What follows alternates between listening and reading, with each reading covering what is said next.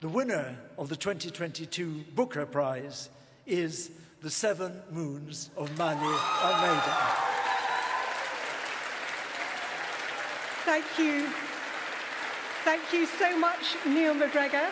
So, the winner of the £50,000 2022 Booker Prize for Fiction is Shehan Karuna Tilaka for The Seven Moons of Mali Almeida.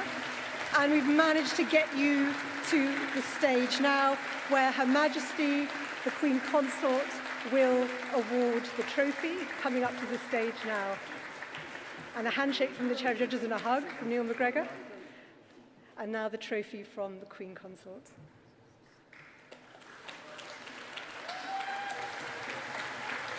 And we might just take a quick photograph as well.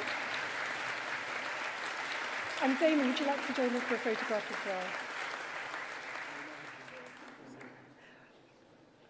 well? And a hug from last year's winner to this year's. Please do join me at the podium. I know you've just won and you're taking it in, but congratulations.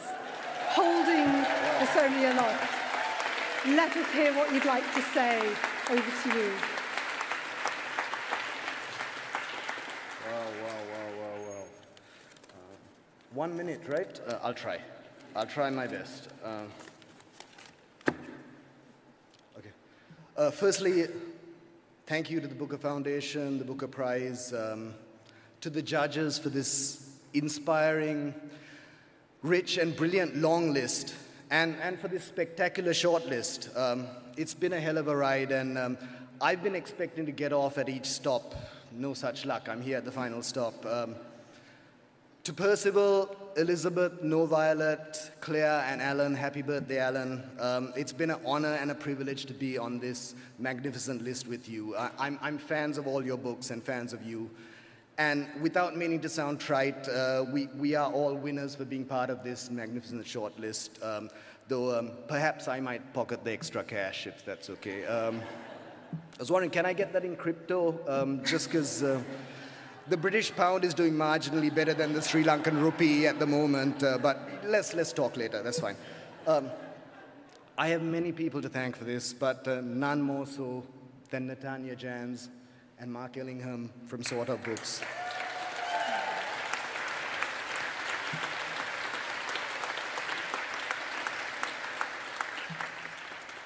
You guys took this on when other publishers found this book weird and difficult and strange, which of course it is. But we took it on and we battled with it over the pandemic, and this is our win. This is our win. I have to thank David Godwin, Kanishka Gupta, Rebecca Weirmouth, Ruth Killick, Philippa and her team, and of course Manasi Subramaniam, Chiki Sarka, Faiza Khan, and Mohammed Hanif, who have advised me and guided me over the years. And mostly I have to thank my first-time readers who put up with so many messy, horrible drafts from me. Deshant Tennakon, Tracy Holsinger, Ravin Fernando, Shanak Amrasinghe, Michael Myler, Sean Amrasekara, Govindar, John Ramesh Diseram, and Andrew Fidel Fernando. Yes, they all had to do it in shifts because it was horrible work, but thank you for your encouragement and for your brutal notes.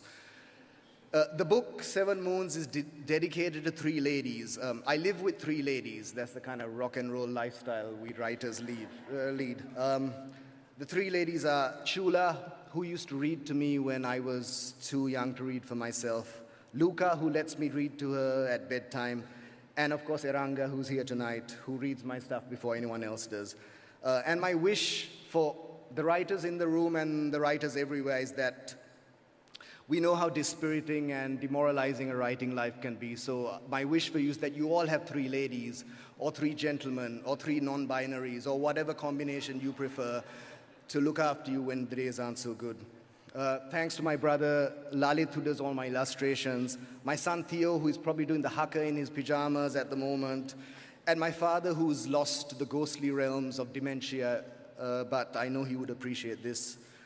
To Russell and Sunita Tennakon for their generosity and love, and of course, my lawyers, who are almost as important as the three ladies. Aftab Aziz, Datika Vikramanayaka, maybe you should start charging me now. Shehan. So 7 Moons of Mali Almeida, it's about a murdered journalist. And I was going to do it Percival Everett style. I was going to read the names of all the journalists, the activists, the politicians, the civilians, the innocents who have been murdered by the state or by those opposing it in my lifetime in Sri Lanka. But if I had done that, we'd be here all night. So I was going to read the names of the obituaries from 1989 when the book was set. Activists like Richard de Soisa, Dr. Rajini Thiranagama, and Daya Patirana, who featured in this book. But if I'd done that, we would have all missed our trains. And I suspect I'm not traveling by train tonight. I don't think you are, Shehan, no, because we've got about a couple of minutes before we finish, and I want to be able to Shall I wrap up very Go on. quickly? Sorry. No, go on. Okay, sorry. How many minutes have we got? 7 moons? Well, it's less than 2 minutes. I was going to ask you one question, but please finish. Do you want to ask me the question? Okay, let me just say this. My hope for 7 moons is this, that in the not too distant future, 10 years or as long as it takes, that it is read in a Sri Lanka that has understood that these ideas of corruption and race baiting and cronyism have not worked and will never work, and that it is read in a Sri Lanka. Well, I hope it's in print in 10 years, but if it is, I hope it's read in a Sri Lanka that learns from its stories, and that 7 Moons will be in the fantasy section of the bookshop and will not be mistaken, next to the dragons and unicorns, will not be mistaken for realism or political satire. But let me just finally just say to the people of Sri Lanka, this is all I want to say.